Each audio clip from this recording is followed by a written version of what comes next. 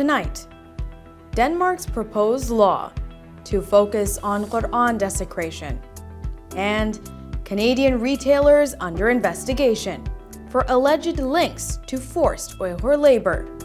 Later in the show, a critical talk with Sister Tazeen Hassan on the abduction of nearly 10,000 Kashmiri girls and women and the upcoming G20 summit in India. If we see this is happening after the revocation of autonomy. Assalamu alaikum and good evening. This is Muslim News Canada on Muslim Network TV. I'm Saamiyah Syed. The Danish government will ban public desecration of the Quran. The Danish Justice Minister Peter Hummelgaard said the government will introduce a bill to ban the burning of religious scriptures in public places. During a press conference today, Hummelgaard said public burnings of religious scriptures will be punishable by up to 2 years in prison. He calls the Quran burnings as a fundamentally mocking and unsympathetic act. Hummelgaard says the desecration of Islam's holy book also damages Danish interests. Islamophobic figures and groups in Northern Europe have repeatedly carried out Quran burnings and similar attempts in recent months to desecrate the Muslim holy book. These have drawn outrage from Muslim countries and the rest of the world. Saudi Arabia is considering a proposal from China to build its first nuclear power plant.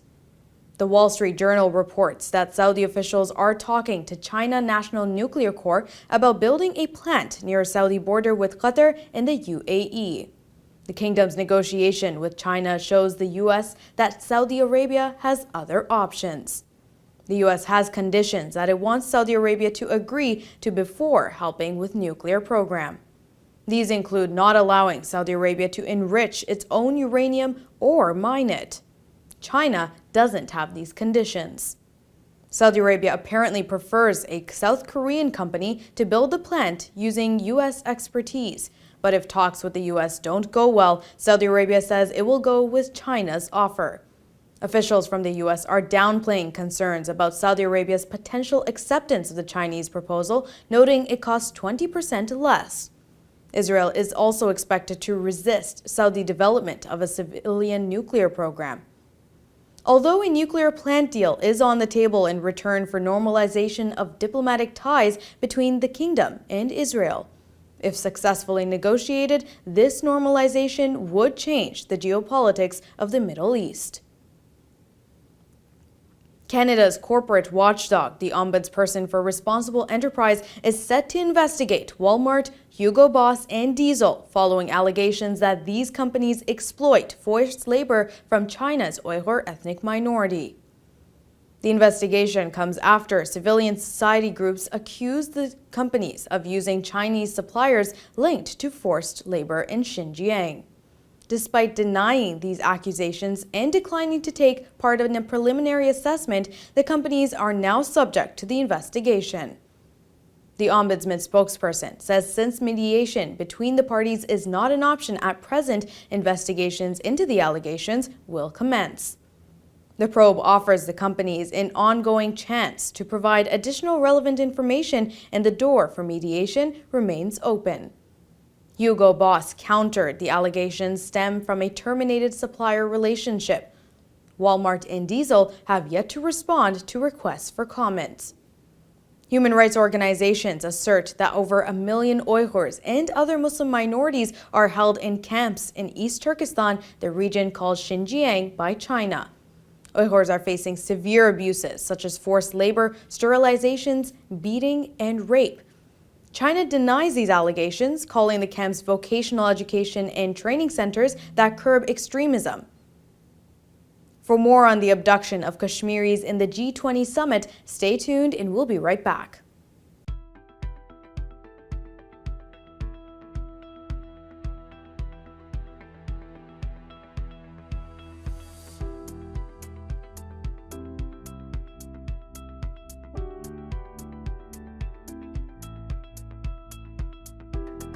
Just a few days earlier, Justice for All released a statement condemning the massive abduction of girls in the disputed regions of Jammu and Kashmir.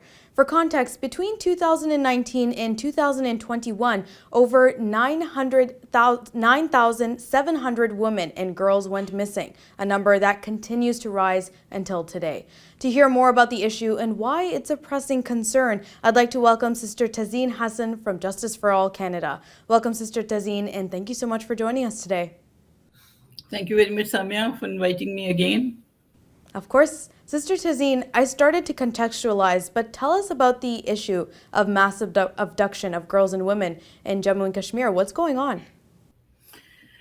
As you mentioned, between 2019 and 2021, this is the data, by the way, provided by Indian government in Rajya Sabha, that more than 9,700 girls have been abducted. And it is to be noted that this happened after the revocation of autonomy in Kashmir on 5th of August 2019.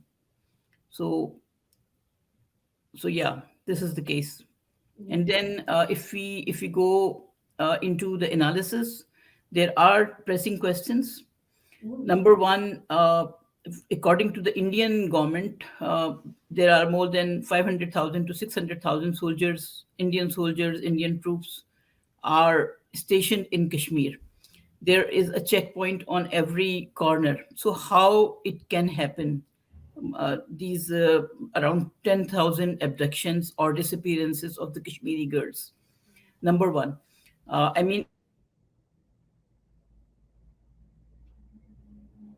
happen. Number two, this is happening if we see this is happening after the revocation of autonomy. So we have to analyze what happened, what exactly happened after the revocation of autonomy of Kashmir. Basically, Indian government has issued about 4.1 million domiciles to maintain colonialism and actually start a new phase of settler colonialism in Kashmir. India wants to change the demography of Kashmir. So this may be a consequence of changing the demography of Kashmir, that most of these domiciles have been issued to the ex-Indian army personnel and their families who were already very influential. I mean, they have arms, they have the arms training. There is an apartheid going on in Kashmir that is still not recognized by the global human rights organizations. So basically, it may be an effect of, these abductions, these massive abductions may be a consequence of this alteration of the demography. And then the third question that arises, why we didn't hear about it before? I mean, it was happening since 2019, and we heard it, the world knows about it in 2023, when actually the Indian government presents the data in the parliament.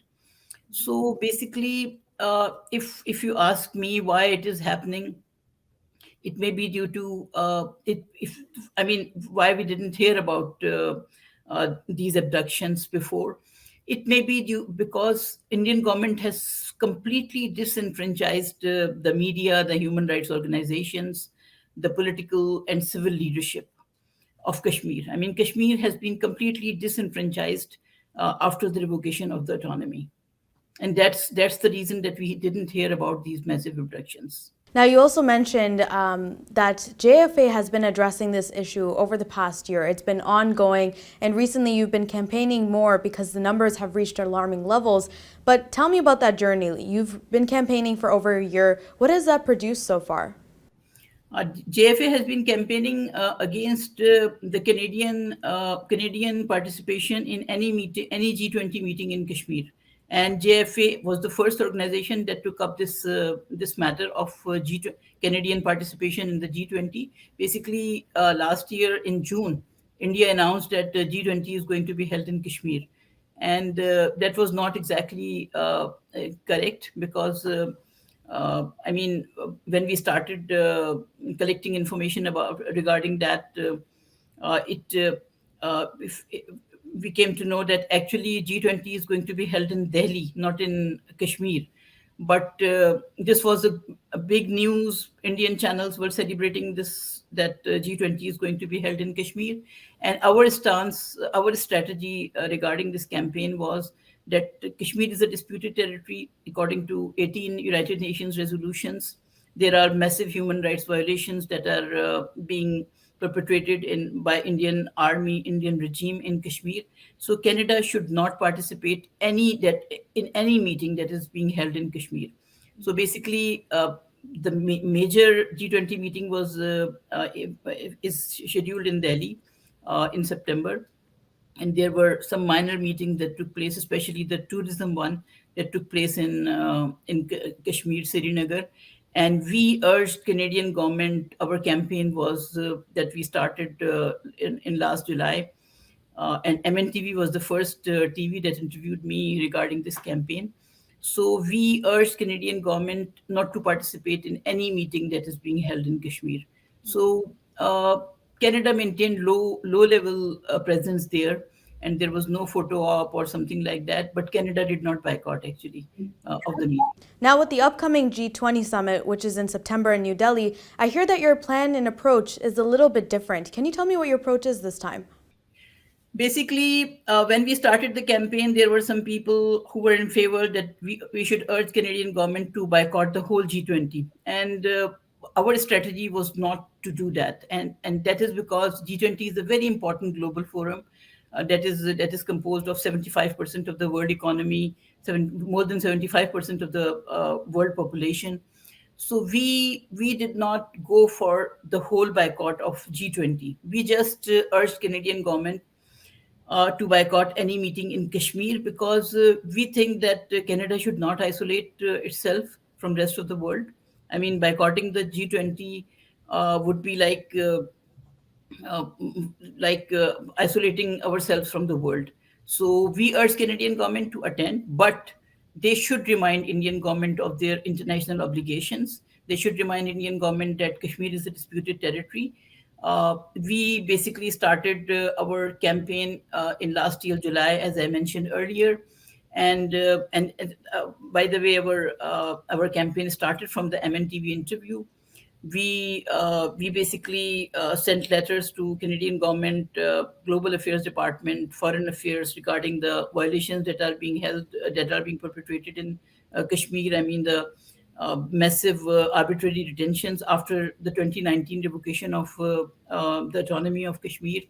Then there were arbitrary detention of journalists, harassments of journalists, detention of human rights defenders like Khurram Parvez, journalists like Fahad Shah, Irfan Mehraj, uh, uh, Asif Sultan, Sajjad Kul. I mean, either the journalists are being detained or they are being harassed to an extent that they are deleting their online presence. So that's the case. I mean, and then surveillance, massive surveillance on the social media, and loads and loads of arrests that are being taking place. That's a norm actually. And even before G20 meeting, tourism meeting in Kashmir, there were massive detentions of young boys in Kashmir. So, and then there are about 1,000 laws that has been changed within the state. So that's an atmosphere. And then Indian government, uh, there is no prosecution for the crimes that are perpetrated by the army, Indian army. There are special acts that are protecting the army actually against the prosecution from the citizens regarding the extrajudicial killings, arbitrary detentions, disappearances, involuntary disappearances. Exactly. Mass graves have been found in Kashmir. So basically, we constantly reminded Canadian government and mobilized the Canadian population too, regarding these massive human rights violations. We reminded them of their international obligations of urging Indian government to stop these violations. And then one more thing, Kashmir has been facing massive internet blackouts.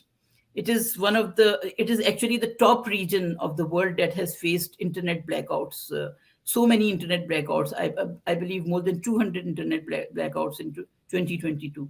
Internet has been a fundamental need of the people right now. It's not a luxury, or it's not something that we say that it's an optional, but it is very important, especially in the region of Kashmir, where we see massive curfews. I mean, every now and then there are curfews, and education of the students is disturbed because of that. So we have been reminding these things to Canadian government. We mobilized the people. We gave interviews to the media. We basically updated the situation in the Kashmir. There were massive demolitions of homes, Kashmiri homes taking place before G20. So these were the things that were part of our campaign. Exactly. Well, thank you so much for summarizing that all for us, Sister Tazeen. And thank you for coming on to MNTV once again. It was the start of a campaign last year, and this year, inshallah, we hope that your efforts will be fruitful. Thank you for coming on Muslim News Canada. Thank you very much. You are watching Muslim News Canada on Muslim Network TV. That's it from our Toronto studios tonight. Make sure to like, share, and subscribe to our channel for more Canadian Muslim content. Stay safe, and until next time.